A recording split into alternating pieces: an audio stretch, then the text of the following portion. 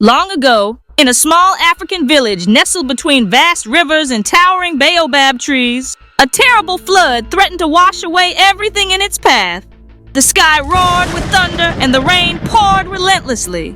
Villagers ran frantically, shouting, "Run! Run! The flood is coming! Save yourselves!"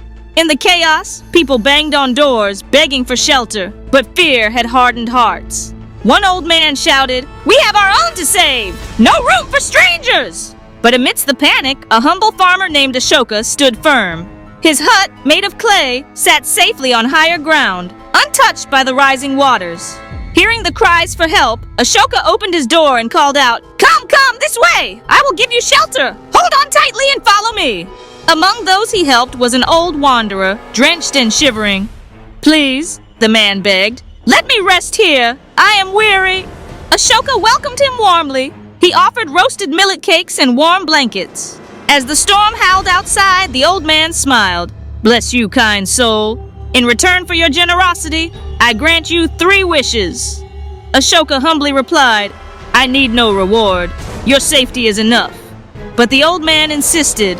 Ashoka thought for a moment and said, "Bless us with peace in our final moments, health for our families, and, if it pleases you, may this house be strong enough to shelter many in future storms." The old man nodded and vanished with the morning light.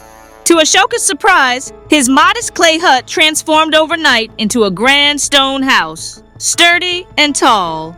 News spread like wildfire. Villagers who had turned people away now burned with envy. One man, driven by greed, ran to the riverside searching for the old wanderer. After much searching, he found him resting beneath a tree. "Forgive me, wise one.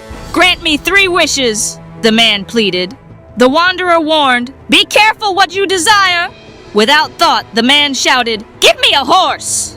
Suddenly, a wild stallion appeared, bucking fiercely. Unable to control it, the man screamed, "Make it vanish!" The horse disappeared, and the man, flustered, cried out, "Oh, make my wife stop nagging me!"